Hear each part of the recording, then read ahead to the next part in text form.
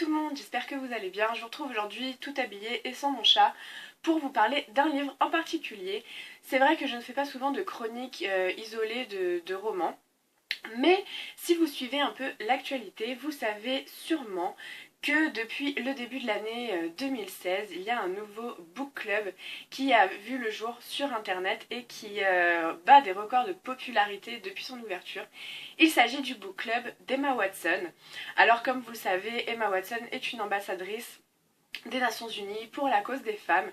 Quoi qu'on pense de son féminisme, ce n'est pas la question ici. Je veux seulement vous parler de ce book club auquel évidemment je me suis inscrite parce que je ne pouvais pas passer à côté. Un book club féministe, c'est exactement ce qu'il me fallait. Et alors c'est vrai que ce book club qui est ouvert sur Goodreads, dont je vous mets le lien dans la barre d'infos, comporte vraiment beaucoup de personnes. En même temps, il fallait s'y attendre vu la popularité d'Emma Watson. Je pense qu'il y a à peu près 100 000 personnes dans ce book club, donc pour les discussions, c'est pas très pratique. Mais j'ai quand même voulu m'inscrire parce que lire un roman, un essai, une biographie, une autobiographie, n'importe quel livre qui traite des femmes ou du féminisme, eh bien c'est toujours une occasion sur laquelle je me jette sans condition. Et du coup, je me suis dit que ça pourrait me donner l'occasion de découvrir des nouveaux livres et de vous en parler au moins une fois par mois. Donc voilà, d'une pierre deux coups. Et le livre du mois de janvier, c'était My Life on the Road de Gloria Steinem, qui est une journaliste féministe, militante américaine, écrivaine aussi, assez connue, qui est assez âgée maintenant, je pense qu'elle a plus de 70 ans.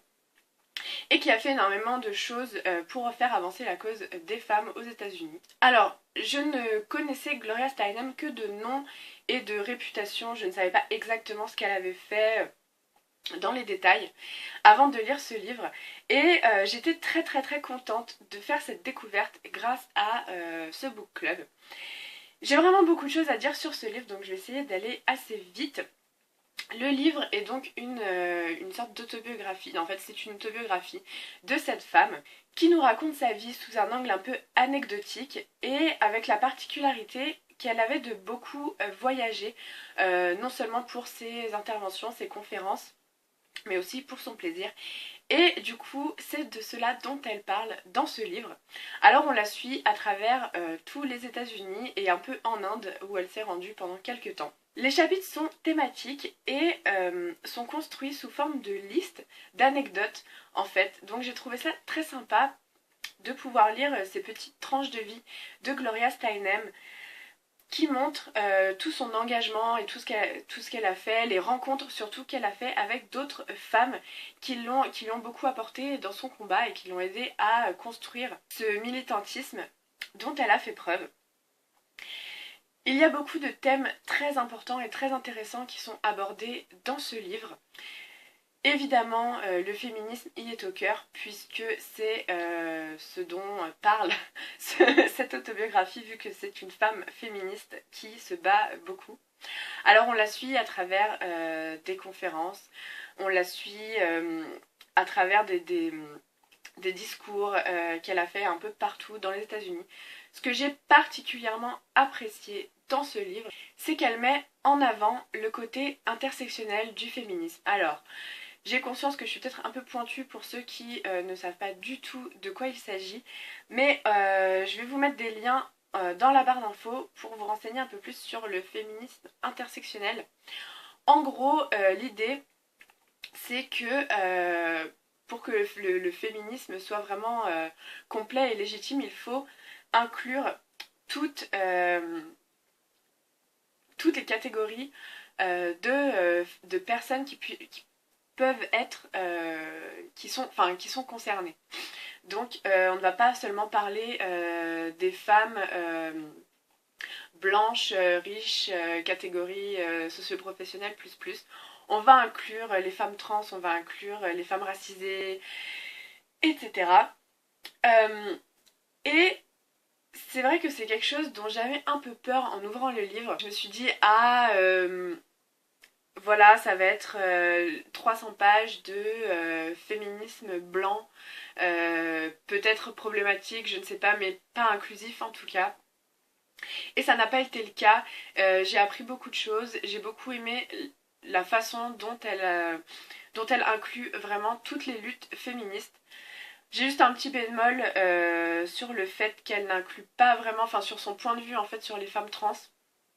Mais c'est un autre sujet, en fait elle en parle pas. Et la seule fois ouais, dont elle en parle, c'est un peu... ouais, voilà.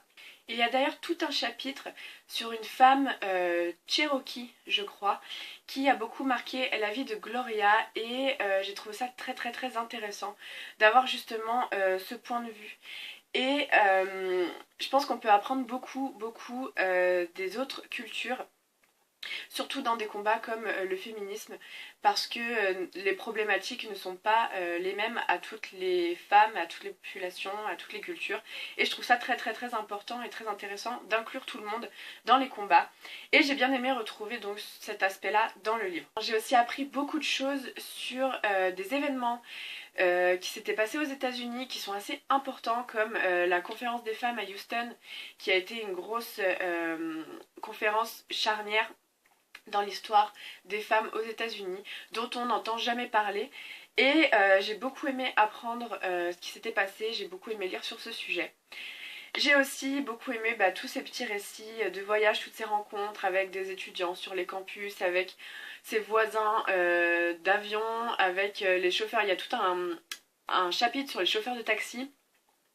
Et c'est quelque chose qui me plaît beaucoup parce que c'est quelque chose que j'aime faire dans la vie. J'aime aller à la rencontre des gens, j'aime parler avec les gens et collecter des histoires comme ça de personnes. Je trouve que c'est très enrichissant personnellement. Et du coup, j'ai bien aimé lire sur ce sujet.